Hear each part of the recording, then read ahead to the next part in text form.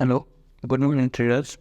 तो जैसा कि आप सब लोग जानते हैं, आज संडे है, कल मार्केट ओपन होगा, मंडे है।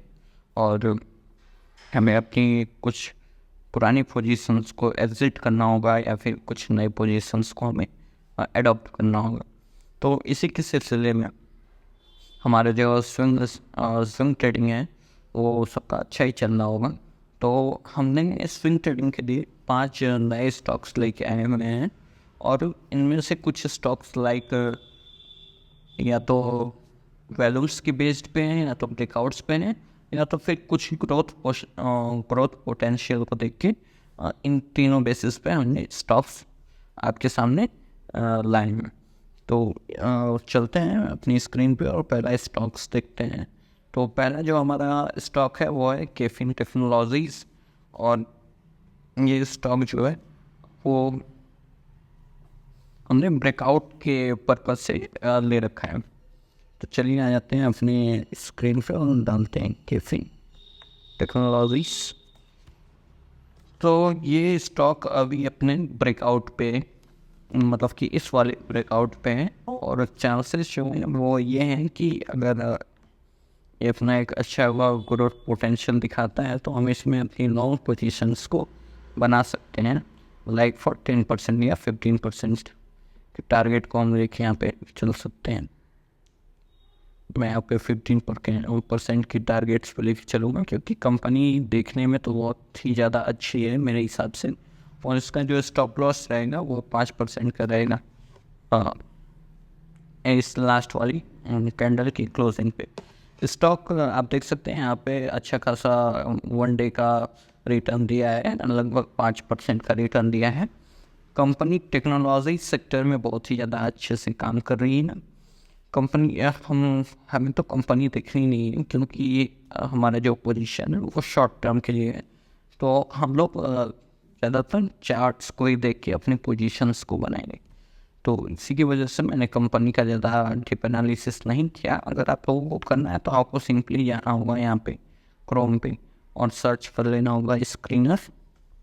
यहाँ पे सर्च करने के बाद आपको यहाँ पे सर्च के लिए ऑप्शन देगा कि यहाँ पे सर्च फॉर अ कंपनी, तो आपको सिंपली डालना है केफिन और टेक्नोलॉजीज। इसके बाद हम इस कंपनी की जो है डिटेल एनालिसिस कर सकते हैं। लाइक ये कंपनी जो है वो फाइनेंशियल सर्विस में है, और उसके बाद अलग अलग एसेट मैनेजर्स वगैरह में इस कंपनी का रोल है।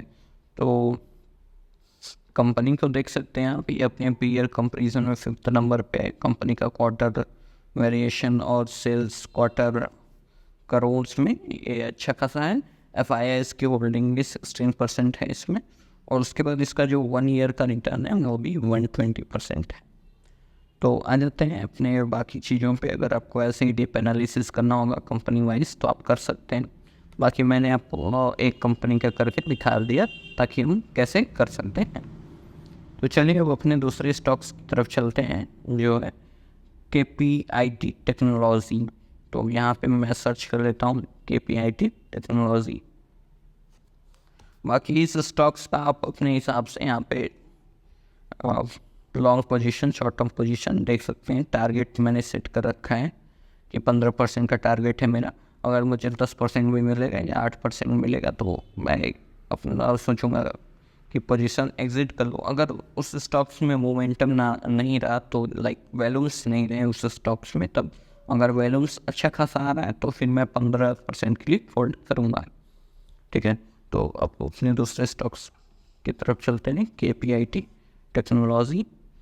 और ये स्टॉक भी देख सकते हैं आप लोग 200 EMA के नियर अबाउट है।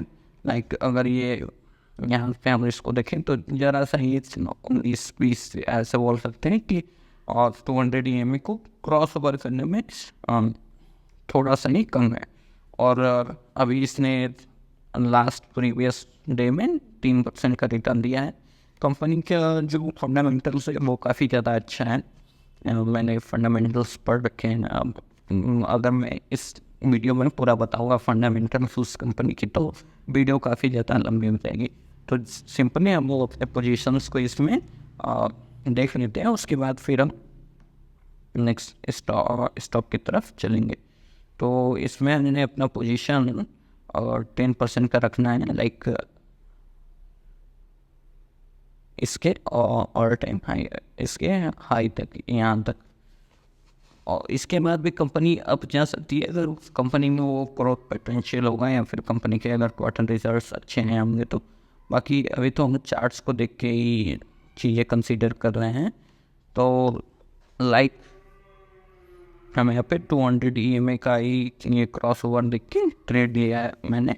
बाकी आप भी अगर ऐसे ही चार्ट एनालिसिस कर सकते हैं तो आप प्लीज़ अपने से एक बार कंसीडर कर लीजिएगा कि आपके हिसाब से चार्ट्स जो है वो क्या कह रहे हैं। बाकी मेरे हिसाब से 10% का इसमें रिटर्न मुझे एक अच्छा खासा प्रॉफिट देगा।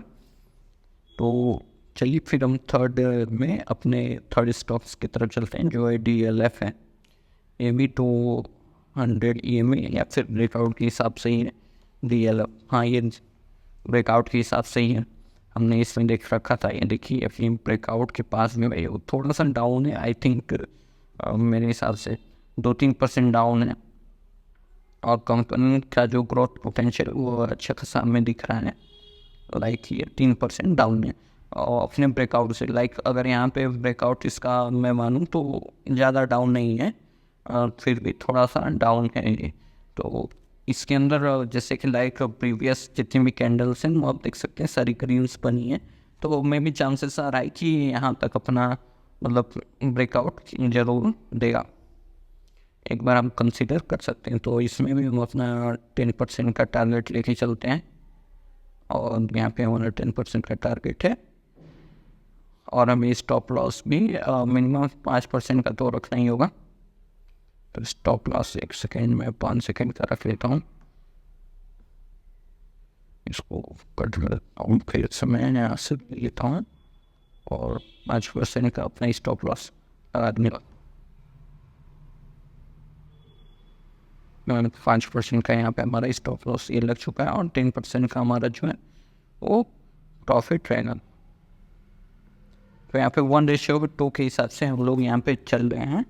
और कंपनी का जो आप देख सकते हैं कि एक बार इसने रिवर्सल ले रखा है, तो मे भी चांसेस आ रहा है कि ये स्टॉक एक अच्छा खासा अपना पोजीशन यहाँ पे बना के दे, क्योंकि यहाँ पे देख सकते हैं आप एक बार इसने और उसने ब्रेकआउट से रिवर्सल दिया और प्रीवियस की सारी जो कैंडल्स हैं वो ग्रीन बन रही है। तो जिसके हिसाब से हम एक एज्यूम कर सकते हैं, क्योंकि कंपनी जो है वो अच्छी है, तो हम एक एज्यूम कर सकते हैं कि ये हमें 10% का रिटर्न नेक्स्ट ट्रेडिंग सेशन में नेक्स्ट मंथ में हमें दे सकते हैं। उसके बाद हम आ जाते हैं अपने फोर्थ स्टॉक्स पे जो है कि जिंदल सॉ है। तो इसे भी हम अपने चार्ट में देख लेते हैं एक बार। जिंदल सॉ ये कंपनी भी अपने ब्रेकआउट सेशन पे आ चुकी है। बहुत ही अच्छा इसने ब्रेकआउट का पैटर्न बना रखा है। लाइक मैं आपको दिखा देता हूँ।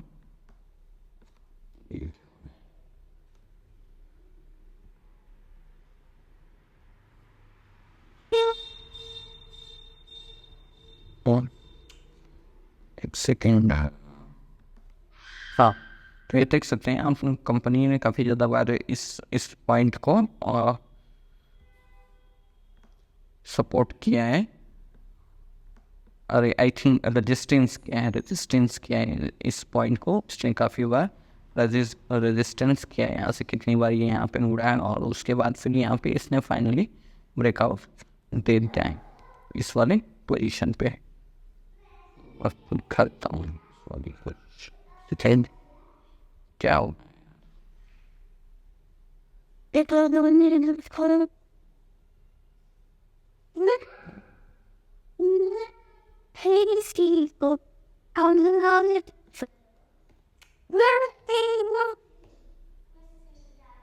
सेकेंड का ये पता नहीं क्यों मैं ऐसा होने का, मेरे हिसाब से तो नहीं होना चाहिए था। बाकी हाँ, तो यहाँ पे देख सकते हैं आपने इस स्टॉक ने यहाँ पे ब्रेकआउट दे रखा है और इसमें पोजीशंस बना सकते हैं। लाइक यहाँ पे 10% की एक्सपेक्टेशन हम यहाँ पे इस कंपनी से रख सकते हैं और 1:2 के रिवार्ड को लेके चलते हुए यहाँ पे 10% की अपनी पोजीशंस रखेंगे और 5% का अपने यहाँ पे स्टॉप लॉस हम सेट कर लेंगे यहाँ पे, ठीक है।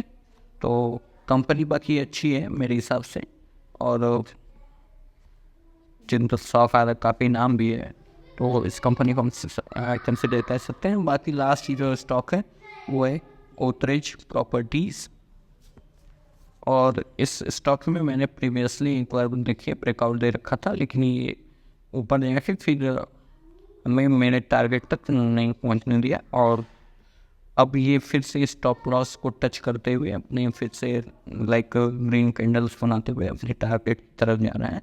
तो इस स्टॉक्स को तो मैं अपने पोर्टफोलियो में रखा हूँ और आगे तक कंटिन्यू भी करूँगा। बाकी अगर आपको इस स्टॉक्स में भी पोजीशन बनाना है तो आप सिंपली बना सकते हैं।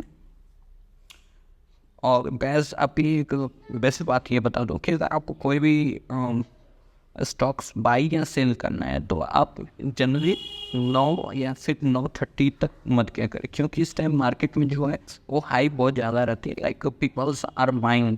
तो अगर आप उसी में स्टॉक्स को सेल कर देंगे तो फिर आपको लॉस हो जाएंगे, या फिर आप बाई करेंगे तो आप मेनली महीने पे बाई कर सकते हैं। तो जो बाई करने का जो बेस्ट टाइम होता है मेरे हिसाब से वो 3 और 3:30 के बीच में आप कभी भी बाई कर सकते हैं। इससे आपको एक अच्छा ना जो पोजीशन है वो मिल जाएगा आपको कि हाँ, अगर आपको स्टॉक्स गिरते हुए लेने तो वो गिरते हुए भी मिल जाएंगे, और अच्छे भी स्टॉक्स आपको मिल जाएंगे, मतलब अच्छे प्राइस पे, ठीक है गैस। तो थैंक यू, अच्छी इतना ही, तब तक के लिए टेक केयर।